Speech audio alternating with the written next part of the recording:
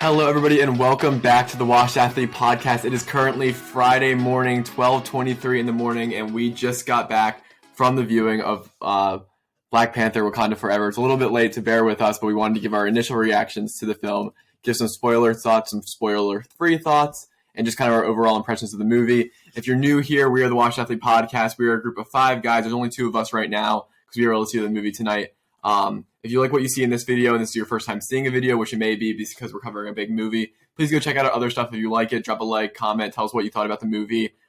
Try not to spoil in the comments. We're going to put that in the comments, kind of put like a spoiler alert, but we're only going to be covering spoiler-free thoughts for like a few minutes. But as we said, we're going to kind of hop into this, and I think the first place to start it is that our theater experience kind of plays a role into how you see movies. Mm-hmm. So we saw it Thursday, and usually typically comes out on Friday, so this is like the first day you can actually see it for like the general public, and we saw it at 8:40 p.m. Our theater was not packed. Which was surprising. Not a packed theater, and not a loud theater at all. We were joking on the way over that we were going to set the over-under at like 3.5 times clapping, and no one clapped. There was not one clapping scene in the movie, and the movie is pretty serious tone, but overall to have maybe a half a clap during the entire movie is like kind of crazy. There wasn't many oohs, ahs, laughs in the theater, so laughs. I mean, there was laughs, but I mean, I wouldn't even, not as loud as like you got in other movies. Yeah, fair enough. I mean, this wasn't like a Thor: Love and Thunder kind of movie. No, not like a Thor: Love and Thunder, which that review is out on our channel if you want to go check that out after watching this.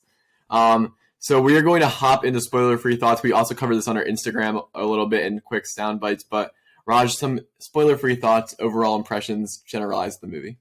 Wakanda Forever. Oh, I didn't think that was going to play, but moving on. Okay, spoiler-free thoughts. Overall, the movie is like, well, going into it, we all know what happened to Chadwick Boseman. Rest in peace. We all know what happened, and we knew that the movie was going to have to address it somehow. And honestly, it's not really a spoiler to say this, but I really like the way that Marvel actually handled this. And knowing Disney and Marvel, I thought they were going to butcher this really, really badly, but they handled it really well. And honestly, it set the tone for like the entire movie. Like, I don't really have any other spoiler-free thoughts. I will kind of keep it spoiler-free. Just go see it. It's really good. Yeah, the movie's very good. Some things that we like that are not really spoiling: soundtrack, visuals, professionalism, CGI, storytelling. All that stuff is really well done in the movie. It's a very professional product. I mean, there's times that we've critiqued Marvel for not putting the most professional and money into their projects. You don't watch She-Hulk. You don't watch this and say, wow, this was a project that wasn't put together as well as it could have been. Like, this is a very well done professional movie. They knew that this was going to get a ton of action at the box office, and I'm sure it will. So, spoiler-free thoughts, definitely go check it out. It's a great movie, great storytelling. And we're only really like 3 minutes in the pod, but we don't really like to not talk about spoilers or be restricted to that. So if you have not watched the movie at this point, I would click off of this video, come back to it after you see the movie, or if you really don't care, keep watching and supporting us. So we're giving a 3, 2, and a 1, and now we are into spoilers. Please stop watching right now. This is your last warning. Okay, Shuri being Black Panther, expected but cool. Yes. Right into it. I don't care. We're going to backtrack though. We're going to backtrack though. We just want to get that spoiler out of the way. But yes, at the start, they just hopped right into Chadwick Boseman's death, like right into it, and it was pretty intense. Like Shuri running around the lab, like scrambling to try to solve whatever genetic makeup makes up the whatever the plant was called, the heart-shaped herb. Yeah, the heart-shaped herb. Trying to synthesize like a literal plant to save T'Challa, and they keep it at unspecified illness, which I like that they didn't say cancer, like what happened to Chadwick Boseman, or they didn't say some like crazy ass thing from Marvel. Like, I enjoy that they left it discreet and it still honored Chadwick Boseman. For sure. And I think like the first thing we wanted to cover is Chadwick Boseman's death. We're not going to really talk about it through the rest of the movie because his death is tragic as they covered it in the beginning. There's a lot to like in this movie, and we don't want to keep relating it back to, well, they did a good job because they had a lot to handle with Chadwick Boseman dying. Like, the movie on its own, I want to look at that as a separate project. Part of that was the death of T'Challa, the character. They covered that very well in the beginning. They gave a great little beginning montage to Chadwick Boseman, with his pictures flipping through the Marvel scenes. They kept it dead silent, which we appreciated. Just giving people a moment to reflect. And a nice little touch is that they made the screen purple, which is colon cancer color, like for colon cancer awareness, which is like a nice little touch on top. It was a good moment. I think it really kind of set the tone going into the movie, because overall the movie is a pretty serious movie. They hit on big themes and a lot of grief. So I don't think this movie like needed to be started off with some like big witty jokes like some other projects have done in the past, because they were covering some pretty serious stuff. Mm-hmm. And just one time, I think I got this right. Yeah. Wakanda Forever. They definitely like to throw out their Wakanda Forever. You know, with whatever Black Panther movie you're getting a nice little Wakanda Forever. And like, listen, you're all doing it in the stands. Yeah. Like, you just find yourself slapping. I'm not gonna lie. During the funeral scene when they all did it, we all did it. Like I saw a lot of people in the audience also do it. Like, I mean, why wouldn't you? And they just levitate his coffin up, and you see it. You're just like, I just want to know, where did they send his coffin? I was wondering that too. I was like, what are they doing with it? Like, they're just gonna drop it in the water somewhere? I think it's maybe like a Viking funeral kind of thing. I don't know if they like take it somewhere to like formalize it into the ancestral plate or something, but I don't know. Maybe they just dropped in the ocean. Who knows? Yeah, I'm not. I did think about it at the same time. I was thinking like, wow, where are they taking the body? Yeah, okay. It was a little bit interesting. But like we said, hop right into the chaos. Just like you see Shuri panicking, and right there you have like a big seed for the movie where like Shuri doesn't get to say bye to her brother because to the king, because she's too busy trying to fix a cure. And her AI, the Wakandan Jarvis, I forget the name of it. Grail? No. Grail, yeah. Grail, maybe. I'll figure it out later. But he was telling Shuri the king's heart rate is down to 34, which is very, very low, and he's gonna... Except if you're me when I'm sleeping. Okay, that's a little concerning, but moving on. And Shuri, instead, like, I've seen, like, you see it in medical shows and even in hospitals, too. Like, doctors will keep trying to work to save a patient. Yeah. And even family members of, like, doctors and stuff, they'll try to keep doing that. They're like, we'll find something, instead of spending their last moments accepting it. And that acceptance was a very big theme throughout this movie. Yep. And I think we're going to hop in more. We don't really have, like, we only saw the movie once. We're not taking notes when we did this, so I don't really have, like, a formal, like, let's walk through big things of the movie. So we're going to kind of just talk broadly about what we liked. Hopefully it goes in. First off the bat, Raj is very on top of it.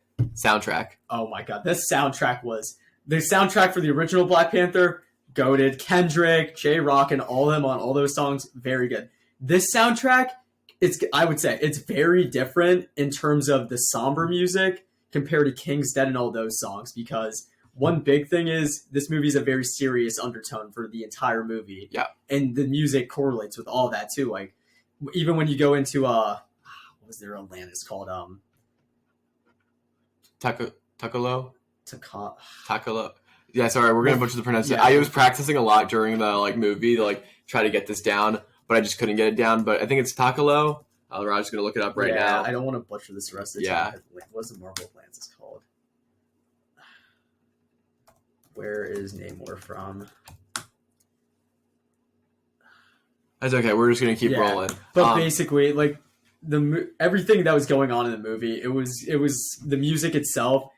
It really correlated with everything going on. Like the intro scene during T'Challa's funeral, the first song was it was either the Rihanna song or it was a funeral song. I'm not completely sure, but the music very emotional, and it puts you into that mood. Like, wow, this movie's not like a Thor kind of movie, or it's not like a Miss Marvel kind of show or anything like that. Like, this is a very serious movie, and you can't just go in expecting action this entire movie. This movie was character development, moving on, and just learning how to handle grief.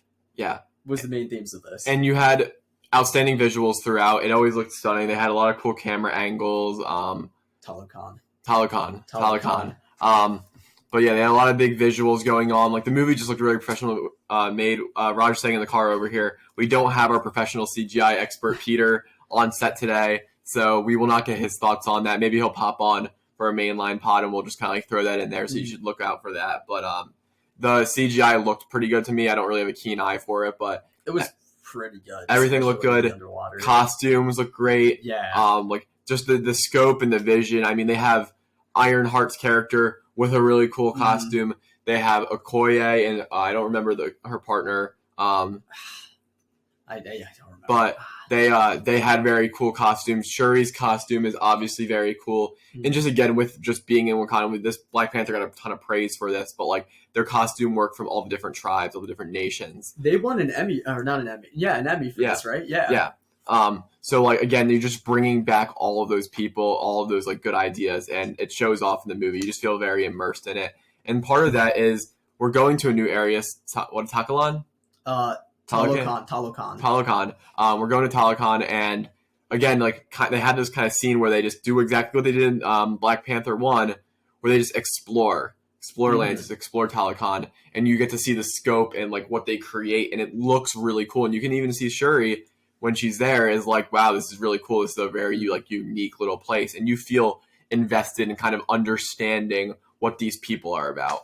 And it kind of like I kind of compared that like when Okoye found out, and she was like, "We're not the only people with vibranium," and she's just having an existential crisis. She's like the legends and everything, they were wrong. And it like just reminds me of like maybe like the settlers from back in during colonialism, even before that, like seeing new lands with like people like having developed cities and everything. They're like, what? This is like we're not the only people on Earth.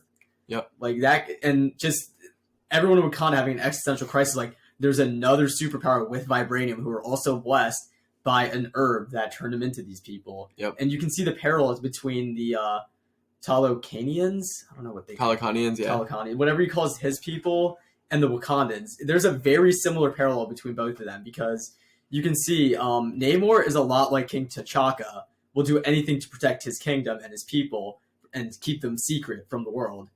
And you can kind of see the parallels between both kingdoms here and there, like both cities protected, hidden, doesn't want to share the resources with the world, all because they're scarred because of the actions of, for the Talokans, they're scarred from the actions of the people on land because of what Namor saw happen to his mother's village. Meanwhile, Wakanda, they're just scarred from people trying to steal their vibranium. Klaus? Ulysses Klaus, but they also have the scene where, like, when Michael B. Jordan's character Killmonger comes in the first Black Panther, he's upset because they're not sharing these resources with the rest of the world, especially like his community of people who could really use this. And they have very interesting parallels there with that, which is a very good part of the movie. And we're gonna get to that a little bit when I have my own dislikes of the film. But I do think that was like very well done. And again, like you're understanding the mindset of these people. You might not agree with them, but you see that like Namor's character saw people like treat his people awfully. They were like colonizers. It was slavery. They were being like brutal people. And he was like, we are never going to like associate, these people will overrun our community. Like I got to protect them. And he sees an option here where they've been found. Again, his initial seed is, holy crap, they found us. And that with the drill. And then after that, his response to that is either, I need to form the most powerful alliance in the entire world and take everyone over so we will not be taken over, or I'm just going to have to wipe everyone off the face of the earth myself because we can't have this. Like this is not an acceptable option. Actually, he's going to kill all the Wakandans and then not tell anyone else, or he's going to form an alliance with the Wakandans and kill everyone else anyway with them. So at the end of the day, Namor's a little psycho. He's a little psycho, but like again, it's for the people. But it's for the people, and you have a good mindset behind it. So I think as a villain, he's a very good villain. I'm a little confused where his powers came out. I don't really understand the wings on his feet. I'm going to be honest. They try to explain it a little bit. He said himself he was a mutant. Okay, it was a mutation that happened because he was pregnant when his mom drank the. Yeah, it just felt a little bit. It did feel a little cheap to me. Like you just got end up wings on your feet, but like I didn't really mind it too much. I'm pretty sure in the comics that he's an actual like mutant. That's why. And I think this is Marvel's way of not like straight up saying, "Oh yeah, he's just a mutant," and then they'd have to introduce the whole X-Men theory and all that stuff. Yeah, so Marvel's just teasing us. I can hear that. Yeah, I hear an argument for that. We're going to cover a little bit of themes here. Again, the themes in this movie are very big, and the number one is grief. See in the beginning scene, Shuri's devastated. T'Challa, her brother T'Challa, has died. And you also see just through grief through other characters. You see it with Nakia later. You see it with the mom. I always mess up her name. Ramonda. You see it with Ramonda. You see it with Okoye. You see all these people are affected. The whole community is affected by T'Challa's death. And the main character, because the star of the movie, it's unequivocally, it is Shuri. And you see her reaction through this as she doesn't really take the time to accept his death. And she doesn't spend that time. She doesn't really believe in the ancestors. She's a very scientific oriented person. She doesn't believe in afterlives or anything like that, or like any of the like religious beliefs of her people. She just sits there and thinks it's not scientific. You can't scientifically prove this. Like there's no proof. And she even told her mother when she was trying to help her move on, no, what you felt is just a construct in your brain that's just trying to help you cope. Yep, and that's like an argument a lot of people have in like society, and I think a lot of the argument for like religion is that like, oh, it gives you something to look forward to in the afterlife, and they kind of had that little moment there where Ramonda was like, hey, like this is how I've been dealing with it and how I feel like I've been able to cope with his death, and she's clearly sure he isn't doing well, and you see the grief in every decision they make. You talk about like moving on, where it's like Shuri doesn't even really try to recreate the heart-shaped herb because she's like the Black Panther is dead. There is no other Black Panther. She said that the Black Panther died with her brother. Yep. And that's like a big, like, she was not ready to move on and take that next step. Like, and then you have the, like, we talked about the stages of loss where, like, Shuri kind of went through her own stages of loss where she was kind of like more denial and like, I'm not ready to move on. And then by the end, she's like full of vengeance. And then eventually she like resolved and gets through that a little bit. It took her a while. It took her literally the entire movie to finally move on. But yeah. She went through the stages of loss and the hero's journey both at the same time, which I would say is really cool to see because it kind of has like parallels and places where they like connect and everything. So it was cool to see Shuri grow as a character because before we just knew her as the witty sister who's really good with technology. We didn't think of her as like a Black Panther type of character or someone who's had to deal with all this.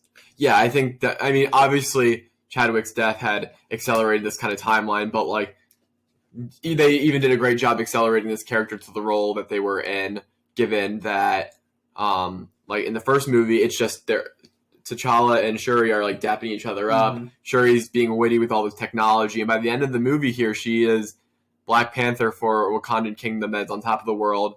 They just destroyed Atlantis, which is arguably more powerful than they are. They didn't destroy it. I mean, well, they destroyed their hopes. Well, I mean, yeah, okay, we'll get into that a little bit later with the end credit scene, but or like not was it an end credit scene? It was just like the last scene. It was the last scene. Yeah, but we'll get into that in a little bit. But yeah, like they defeated a very powerful nation in a sense, and it was on her back and her leadership. So, and also we have a lot of ideas, kind of similar to the first one about like the roles of countries in society. You kind of have Ramonda who goes up to that UN meeting, is kind of like calling out these other countries, like and they had the funny scene where like I mean, France sent a bunch of mercenaries to an outreach center. That's a war crime. Yeah, and like that was exactly what they were saying. Ramonda was like, I'm not going to do this. Like people are going to take advantage. It's going to make everything actually more dangerous. And then they're like, no, it's not. Like you're crazy. And then the French raid it. Tried gaslighting her, and she's just like, all right, well, let's bring in the evidence. Y'all are caught in 4K. Hey, France, are these your mercenaries? That's crazy. And they do this a little bit throughout, and again, they had that big part of like Killmonger's arc, like why are you sharing your resource, and they had that again in this. One again, you kind of see this. Talokan is like very isolated. Wakanda is like tried to outreach a little bit more, but you're like you can see the fear of like getting power technology into power pool. And I mean, fair enough. Like the UN's asking, why aren't you sharing your resources? Well, I mean, they don't have to share their resources with you. Like it's not that big of a deal. Like if you're worried that Wakanda is going to use their resources to build like a nuke capable of destroying a country, they would have done it by now. They would have done it, but yeah, they've had the capabilities for probably centuries now to do that, and they haven't. So I don't know why they're tweaking. And it's just comes down to countries wanting their own power because the U.S. military industrial complex would love that, and we see that with Valerie. Yeah, and tying right into that, things we liked, cameos, new characters, like the role these characters played. Because I mean, instantly you had Madam Hydra in the movie. I didn't expect Madam Hydra. I didn't either. She showed up, and I was kind of like, "That Madam Hydra?" And she's Agent Ross's ex-wife. Yes, which is very interesting to see how this will play out. And another character, Agent Ross, was happy to see him in there. I didn't really think about that. That was a little nice dynamic. I liked how they had the third party. They had Talokan and Namor. They had Wakanda and Shuri, and they also had government agency a little bit, like U.S. kind of like what's going on here. And obviously, this is going to tie into Captain America New World Order, and you see New World Order suddenly now Wakanda viewed as a very dangerous threat because of the technology they posed. And they kind of just looked like they committed a lot of war crimes and like did a lot of destruction because like no one really knows about the Talokan people. So this is very much shaping up for a New World Order really big movie, and that's super exciting because I think we didn't really know where Black Panther was going to fit into all of this. That was a question I had before this, and it's very exciting to see that now. Like we got Captain America, Bucky, Madam Hydra, kind of that gang, kind of all assembling. Add on top of that, you got the Black Panther movies, and I think we're in for a really good New World Order if they can get the directing right. Yeah, I mean, it's going to be interesting. I don't know the plot of that movie. I don't know what's going to happen. I mean, based off the title New World Order, I think this is going to be maybe centered around a Hydra takeover of the U.S. government, or maybe they already have. Power Broker, Sharon Carter is going to have something definitely to do with the movie. I don't know if Black Panther is going to tie into it. Maybe Shuri will. We'll see. Because, I mean, we'll get into it later, but Shuri is not the queen of Wakanda anymore. She's not. She decided that politics ain't for her and being a queen isn't for her, but she still kept the powers of the Black Panther, which means she's like she's like T'Challa before T'Chaka's death. She will be the Black Panther while M'Baku leads. And honestly, I really like that. M'Baku finally, he's a very good leader. Yep. And I like that he's finally being able to lead Wakanda. Yeah, I do too. And going on to some of the new characters still that we had, Ironheart, they keep calling her the engineer or Riri Williams. That's her name. Riri Williams. But they keep calling her the scientist in the movie. They keep repeating just the scientist, the scientist. Great character. Tons of really positive energy. The MIT joke. Yeah. They just they do a lot of good things with their character. And I think a lot of people were like, all right, she's the woman Tony Stark. And I don't think that's the case at all. I don't think she's got this, she's not this arrogant personality. She's kind of very witty, very she's relatable. Like your college student. A typical freshman in college. Yeah, it's a very good character. I'm really actually excited to see Ironheart. She's doing work for these MIT, you literally see the MIT kids who are paying her to do their work. And for a fact, those MIT kids got an awful legacy. Yeah. If they're willing to cough up $1,000 for an assignment. Yep. She's 19 years old, making really cool stuff, the Iron Man suit and whatnot. And it's just really cool. And her and Shuri have a great dynamic in the movie. You're really just smiling to see them interact in that way. So the college dorm scene, I would admit, that was pretty funny. When she tried throwing the big JBL speaker, and Okoye just slices it in half, and she's then picks up a mini fan. And once again, they're don't do it. It's not worth it. No. Yep. It kind of reminded me of when Tony met Peter. Yes. They kind of parallels between that. Peter? Parker. Peter Parker. Oh, yes. Okay. Oh, sorry. I forgot. No one knows who he is anymore. Yeah. My bad. Spider-Man. Yeah, sorry. Peter just really threw me off. Oops. I mean, we got Peter on the pod usually, so. Yeah, I forgot. Who's Peter Parker? Yeah. Anyway, any other new characters? Well, besides Namor and all his. Oh yeah, I mean we'll mention Namor. Good quality villain. Mm-hmm. I mean, I don't think he tops Killmonger as a villain. No. Killmonger feels a lot more hit home. Namor kind of feels a little bit off, but again, I think they do a good job developing him. Killmonger's purpose made sense. Yeah, and I think Namor's purpose makes sense. It does, but he wanted to kill a 19-year-old girl who didn't realize her technology got stolen by the U.S. government because she submitted it for an MIT project. No, I agree. Yeah, I think he's a little bit on the more delusional side, which doesn't make a great villain. And additionally, I think naturally he's very overpowered. Yeah, he's a little way too OP for an Aquaman that can fly. Yeah, so he was a little overpowered, so it's kind of hard to be oh, he lost. But we'll get into it a little bit, how that kind of ended. But overall, I thought Namor was a solid villain addition. And again, they do flesh out a story arc. Going into a little bit of dislikes, I don't think I have a lot to say about dislikes. Mm-hmm. The film is very good, and we'll give an overall review at the end. They weren't unpredictable in this movie. I kind of came in, and Raj was roasting me for it. I was kind of I think Okoye is going to take up the Black Panther role. Cause I was Shuri felt like the very easy pick. And there was a point where I believed you. Yeah. I was having second doubts, wait. When Okoye gets outcast from the Dora Milaje, you think that, okay, maybe this is her time to come back. Then you got Nakia coming back a little bit, and now suddenly you're oh man, there's three players. At one point I was Raj, there's three great players on the board. Who's it going to be? I watched the trailers. Nakia and Okoye do not have the figure that Shuri has clearly in that scene that you see in the trailer. It's Shuri. It's so obvious. And it was very obvious it was Shuri. I was trying to get around the system a little bit. And be I got one up on it. But it wasn't very, this movie was not unpredictable, I think, in really how they handled many things. Even Ramonda's death, didn't really feel like, oh my god, big shot. Oh like, yeah, we just completely skipped over the attack on Wakanda. So Wakanda got attacked once again. Yeah. This time by the Talokans, whatever. Namor. So it wasn't really like an attack to wipe out the city, not like a Hela just wiping everyone kind of thing, or a Thanos just going like that. They're trying to prove a point. Yeah, it was like quickly get in. He said, "I will kill the queen," and he did exactly what he said that he was going to do if he caught them in Talokan territory in the water, and he did. And I mean, her death wasn't to his spear; it was with a bunch of water grenades, and she drowned, saving Riri Williams. Which honestly, it's like it's the honorable way to go out as a queen. Yep. You saved a 19-year-old girl, and she saw something in her too, so she saved her. Felt very Peter Parker-esque a little bit, where like you have Aunt May die. Mm-hmm. It's kind of like, well, that's Peter's. I mean, yeah, it's Peter Parker's. I just keep getting thrown off by Peter being on the pod and Peter Parker. You have Peter Parker, like he doesn't have his parents. Uncle Ben is not around. He loses Aunt May. Now he has no family. Same kind of thing with Shuri. Like she's really this is the second time Marvel's done that, and these have been the best movies in my opinion. I mean they're covering very serious themes, and it makes the movie have stakes, and that's what it is. You like are like when you see Shuri go from one movie ago being like, I mean, when you have T'Challa, and Ramonda, they're all in line to be the ruler of Wakanda before Shuri is. By the midpoint of this movie, she has no one. Shuri is like 20 years old and is in charge of the country. She has no one left. She doesn't know what to do.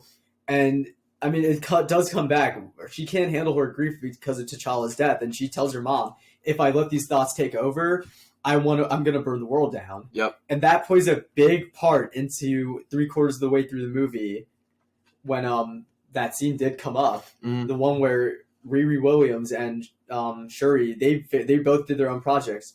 So when Shuri was exploring Talokan with Namor, Namor did make a couple mistakes. I don't know if he had a thing for Shuri or he wanted to genuinely, or he was just trying to, make an alliance. But he gave his mother's bracelet to her. And the thing with his mother's bracelet is it was imbued with the same herb that gave them the Talokans their breathing abilities. Yeah. And one can assume, if it was right next to vibranium, chances are they might have the same genetic structure or something similar to help Shuri out. So Shuri, it took her a little bit to connect the dots. She finally analyzed it, and after a very good song, and that whole montage that was amazing. Great. Yeah, that the music was good. You like it's always cool to see them doing some like really weird tech stuff. Like that's always fun. And yeah, like what you keep going on what you're saying. Yeah, I'm trying to find the song so I can tell them. Yeah, I can find it, whatever. Alone by Burna Boy. Yeah. That song really good, and that entire scene, because it's a you see also like a parallel with Riri Williams and Tony Stark in the lab hammering away. Yep. And then you see like the suit being made, but you also see Shuri slowly figuring out how to recreate the heart-shaped herb, and she does recreate it. And that was when Nakia comes in, and I'm sitting there like, oh my god, Shuri might not take it. She might just give it to Nakia. And then, Shuri obviously took it. Yep. But the biggest shock in this movie for me was when Shuri gets into the ancestral plane, or whatever it's called. Yep. Gets in there, and she does the little swim out thing from where her mom drowned, swims up to the surface and gets up, and you see the throne, and you assume, maybe even T'Challa, or Ramonda, you're going to see on the throne. No. Nope. It's Killmonger. Michael B. Jordan returns to this movie, not alive, but in the ancestral plane, and tells Shuri, you and I are the same. Yep. And honestly, he's not wrong. He was not wrong one bit at all, because Shuri was out for blood. She was going to get back in blood at Namor for everything he did and take out all her frustrations on the Talokans. And she went on a war path that the climax of the movie. That was like very poorly thought through. Like she sent probably their best soldiers. I mean, Okoye and her partner's suits. Wow. Okay, those were really good. Like, I don't want to call them Iron Man suits, but like they kind of were, but like more Dora Milaje-esque, like Iron Man suits. It was really cool to see. They can fly now. Yeah. And Ironheart suit. Props to the costume department, CGI, whoever controls who makes the suits. Ironheart suit, I really like. Yeah, I dug it because you have the undertones of Iron Man's suit, but you also have it's a 19-year-old girl. like it's not going to look exactly like Tony Stark. It wasn't like sleek like Tony Stark's. It was definitely more industrial, but I like that. Also, they had a lot less time to build it, so exactly, and it worked really well. Yeah, and worked well in the fight, and overall, just like that whole scene was good. I mean, there's so many individual scenes we can point at. One negative I wanted to touch on was parallels. I think since they knew Black Panther 1 was a success, they did a lot of the same things where they were like, oh, this group of people did something bad to this group of people. Now we're going to have that be our characters' backstories.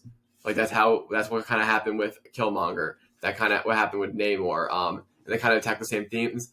I don't really think it's like enough to say that this movie falls out. Like movie could be in like my top 5, top 6. That doesn't mean it's like that big of a negative, but this movie definitely didn't feel like it was like they really came in and did something really new and really different. They did what they did in Black Panther 1, and that was they played it a little bit on the safer side. But again, it really like they did it well, so I'm not gonna like knock it too much.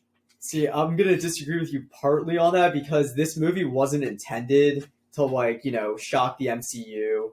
I would say overall this movie was a tribute. I wouldn't say fan service. It was more the movie was a tribute and kind of a passing of the torch kind of movie. I do agree, but I think that because you got to think about it like this. This is basically another origin story at this point. No, I 100% agree, but that's almost like they just put the origin story from Black Panther, tweaked it a little bit, changed some things up, and made it the origin story for Shuri's Black Panther. Which again, I don't really mind that much. I'm just saying I did feel like they were hitting some of the same beats that they were from Black Panther 1, and when you say that this movie is like kind of a sequel, it did feel like they could have like changed that up a little bit. Especially like specifically, I noted that when like they showed like Namor's backstory and how like they were like starving or whatever, they like prayed to the god, whatever, they found this like reservoir, and then eventually he came back to bury his mom and saw the injustice. The injustice. Like that felt very like I saw that, and that was in the first Black Panther movie.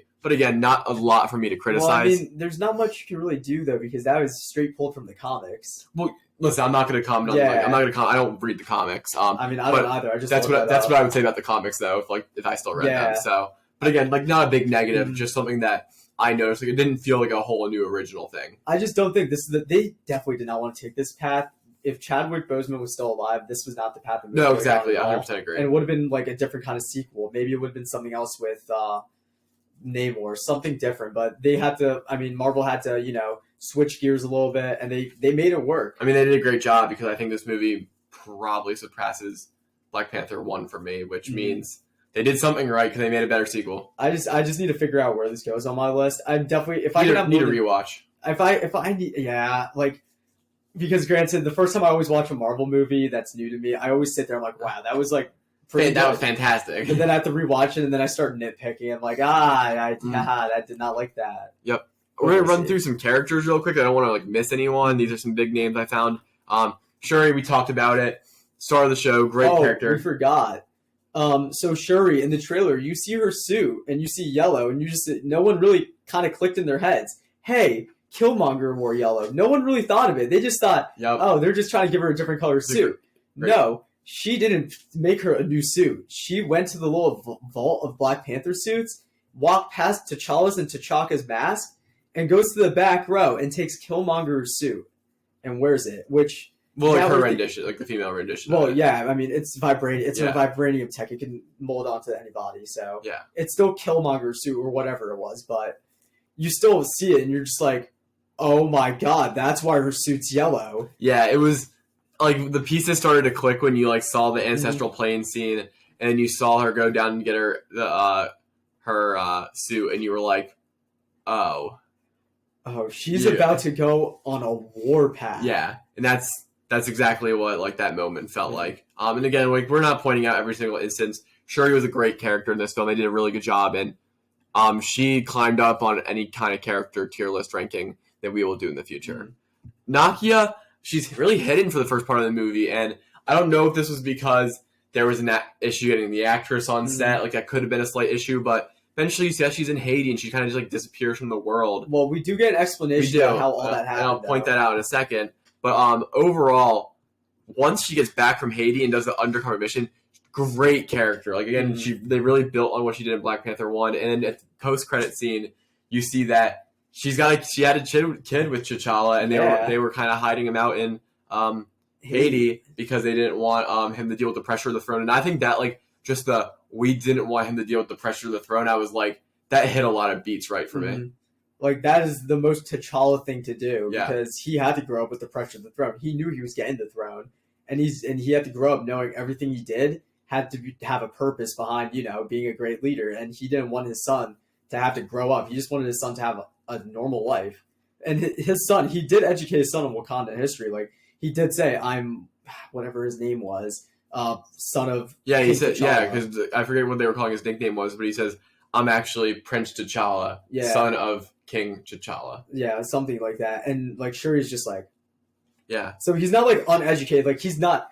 So I feel like I did kind of like it, though, because it's kind of like Killmonger's son, like, how Killmonger's uncle, or T'Challa's uncle, like, he would tell his son, like, some stuff about Wakanda, but nothing insane like this. Yeah. T'Challa made sure not to make the mistake of, like, keeping Wakanda hidden and all that stuff. And he, like, told him about their history, and he explained why. And it even goes into the reason why they didn't attend the funeral. Yep. He told him, I don't want you in Wakanda yet. I don't want anyone to know about this besides, my mother. And they kept it hidden from Shuri, too, and everyone. And people forgot about it by the end of the movie. Ramonda was going to say to Shuri before Namor kind of had popped up for the first time, like, hey, I got to tell you something about your brother. And they didn't say it, and she couldn't get it out before she passed, unfortunately. And you kind of had that come back up at the end. As soon as, like, you saw the kid, you were like, that's what she was going to say. And it was just a really nice scene. I'll be interested to see what they do with the character. But Nakia, like, was a very good character in this film. It really just kind of fleshes out, like, what their relationship was like. Ramonda, like, you see her, like, in opening scene for the UN, she's badass. Like, she's holding it down. She's upset. She's lost her husband. She's lost T'Challa. She's super afraid to lose Shuri. And then in the process, she loses her own life. She was holding it down. She was stern, and it was tough to see her get to the next character on our list. It's tough to see her fire Okoye, General of the Dora Milaje. I mean, if I was in Ramonda's position, Okoye said, don't worry, Shuri will be fine with me. Because from the position of a queen and the position of a mother, putting your trust into basically your other daughter is what Okoye was to her. And Okoye just saying, don't worry, she'll be fine, abducted by the person you were very scared of. Yep. I mean, in that situation, you're not just going to be like, oh, it's okay, in front of every, like, high council member. She's still the queen, and she had to, take action. And even Okoye's explanation, please don't do this. I've dedicated my life to you, and I've lost a lot. And she goes, oh, you've lost a lot? Yep. My husband's dead, and my son's dead, and my daughter's kidnapped and probably dead too. So no, bye. You're not the general no more. Yeah. Honestly, like... It hurt. It hurt, though. It was sad to see that happen, but, like, it was necessary. Yeah, like, I love Okoye's character, and it hurt to see her get fired out of the Dora Milaje. But now this opens her up to more opportunities in the MCU. Yep. Because now she's not tied under protecting. I will admit, it was a sad scene to see, but Okoye has been through so much. She had to deal with T'Challa dying twice. Yes. Everyone keeps forgetting that because of the snap. She saw T'Challa fade before her eyes, and then she had to see his heart just stop beating as well. Well, and you're also forgetting that she had to be there when T'Challa gets knocked off the waterfall. Oh yeah, against Killmonger, and she thought T'Challa died again. Flip sides to Killmonger because she's worked so hard to stay loyal to the throne, and she does it, and she actually ends up turning at the end of the day on the king at the time, Killmonger. And then goes back and, like, just to see her arc. And that when I saw her, like, crying and, like, she put her spear into the I know it's not a spear, but no, it was a spear. Do they call them spears though? Yeah, okay. Spears. She put her spear into the ground, and I was like, damn, like that stinks. But another like, great character. At this time, she needed a break from being general of the army and being the protector of the throne. Like, she needed that break. But listen, she can fight. She can very well fight, but now she has free autonomy to do whatever. That was crazy. Some of the fighting scenes with her. Oh my god, she's so insane. Yeah, it was cool. They did a lot of cool action scenes in this movie as well. And then last character on the list we hadn't really gotten to, M'Baku. His character growth has been amazing since the first movie. Yes. Because you see it in Black Panther 1, right back in Infinity War and Endgame, and right into Black Panther 2. you see him kind of go from this like a-hole character and this guy who's just like, I want the throne, and always smacks his chest like a macho man kind of dude. And then you see in Infinity War, he goes to even at the end of Black Panther 1, you see him go to T'Challa and like, I'm with you, don't worry, I got you. And in Infinity War, I stand by your side. We're gonna defend Wakanda with our lives. And then you see him in this movie. He's giving Shuri advice, and she like goes up to him, and Shuri, and goes, "Your brother asked one thing of me, and that was to protect you and give you advice." So yeah, no, his character has grown a lot, and by the end of the movie, he's gotten what he wanted to get from the first Black Panther movie, and that's the throne. But this time, it's not out of spite. It's for his people, the Jabari, and the people of Wakanda. Yep. Because he knows they need a leader, and Shuri can. I mean, as great of a character Shuri is, she cannot lead a nation. Yep. So I really want this. I'd like to see what happens and see what M'Baku does, because I mean, he has to also deal with the UN and all that, so it'll be kind of funny to see him. Imagine this man, like, he's not going to wear a suit to the UN. No. He's going to wear his armor, and he's going to walk in, and he's going to go, silence, whoo, whoo, whoo. Yep. Love M'Baku's character, like Raj said, didn't get a lot of screen time in this movie. It was the subtle things, though. Mm-hmm. It was the subtle showing up to Ramonda's funeral. It was the subtle chat with Shuri. It was the subtle, like, even arm wrestle for, like, the Black Panther kind of like test or whatever, like see if the powers actually worked. Like these subtle things they did with M'Baku's character were really, really powerful. He grew from a antagonist to a mentor, to leader, to honestly, like, his character development's been great. And we'll have to see what happens with Black Panther 3. It's probably not coming before New World Order, so we're going to probably see Wakanda in New World Order. Black Panther 3 probably will not be out until like 2030 at this point. It'll be a while, so it'll be interesting to see kind of how that dynamic is when we get there. See y'all in residency for that. Yep. But I think that is going to be most of it. We're going to end real quick with kind of just some like overall like thought, like kind of like what you would summarize of the movie, where you kind of like think it places in the MCU. So this movie, I do like when Marvel does not make every movie something like life-ending in the MCU. This movie was, I mean, it sounds kind of bad to say, but like it was Marvel having to try to recover and like, you know, fix their plot lines from everything that happened. It's what happened to Chadwick Boseman was terrible, but Marvel did a good job at not like parading his death and making it like a very big like deal. I mean, they gave him this tribute, which was a very solemn, very nice tribute. Like they did the MCU intro with all pictures of him. And they also did the Wakandan funeral, which was a celebration of life as well. Yep. Which is very similar to like Hindu funerals and all that. Yep. But like I saw those parallels, and they did a very, very good job with handling this entire situation. And I applaud Marvel for that, because, you know, I thought they were going to butcher it very badly in this movie. And overall, I mean, it was nice to see it, because I liked it when Peter Parker went through his little grief phase with Aunt May. And I liked this entire movie was about Shuri going through grief, and it sets a lot of tones for the entire movie about like just growing as a character, because Shuri goes from this young, naive, just energetic scientist to, wow, I'm the leader of a nation and I have the powers of a god. So yeah, it's going to be interesting to see what happens with Shuri in the future of the MCU. The last end credit scene said Black Panther will return like every other goddamn Marvel movie. Yep. So very generic phrasing. We may see Shuri in a year, maybe 3 months.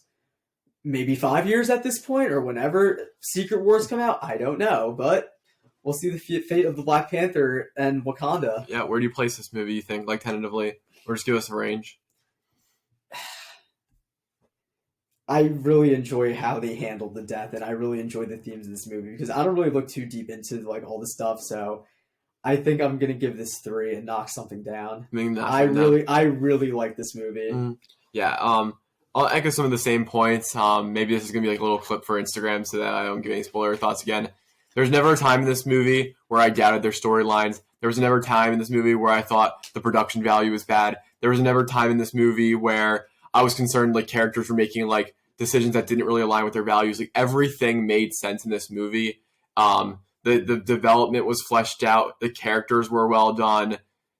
This is like what you expect out of like top tier Marvel projects, and they really kind of came through on that. I'm not going to say it's like a top 3 project, because that space is reserved for like obviously only 3 movies, and you have projects up there like Endgame and Infinity War, so it is a very narrow list. But like this movie like had like the expectations and the production value to be a top 10 project, and it absolutely. Would you say this was better than Spider-Man No Way Home?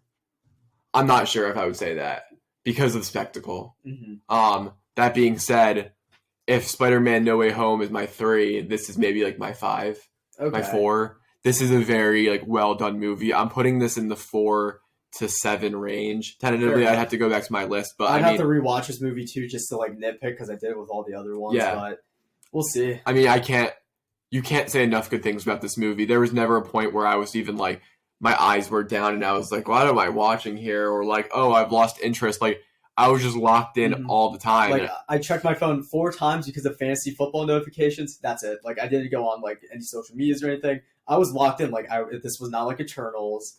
Not like, honestly, I went on my phone several times during Thor too because I mean, some of that movie dragged a little bit without whatever these the goat screaming. Yeah. But like, no, you do not want to leave your seat while watching this movie. Like, even if you have to go to the bathroom, you will not leave. Yep. Like, you are glued to the seat this entire 2.5 hours. Yeah, so I mean, obviously, from everything we said, if you made it this far in the review, go watch the movie if you haven't watched it. I'm assuming you've watched it at this point. Rewatch it. We could only cover so much in this review. Again, like I said, we're not taking notes when we're watching. We've only watched it once, so if we missed key plot lines, which we inevitably did, like, comment below, like, mention kind of some of your favorite scenes, what you thought about them. If you want our thoughts on them, like I said, we're just 2 guys here trying to like make a quick reaction video a couple, like 1 or 2 hours after watching this film. So please engage with us in the comment section below. If you made it this far, thank you very much for watching. We're the Washed Athlete Podcast. If you like what you saw, go ahead, subscribe, drop a like. I can't talk in that time, Yibambe. But if you like what you're seeing so far, please go up to our subscribe button, hit that. If you're listening on podcast audio forms, write a review, drop a 5-star like, do all the good things. Other than that, this has been the Wash Athlete Podcast. Use code WASH20 at buckedup.com, and we will see you next time.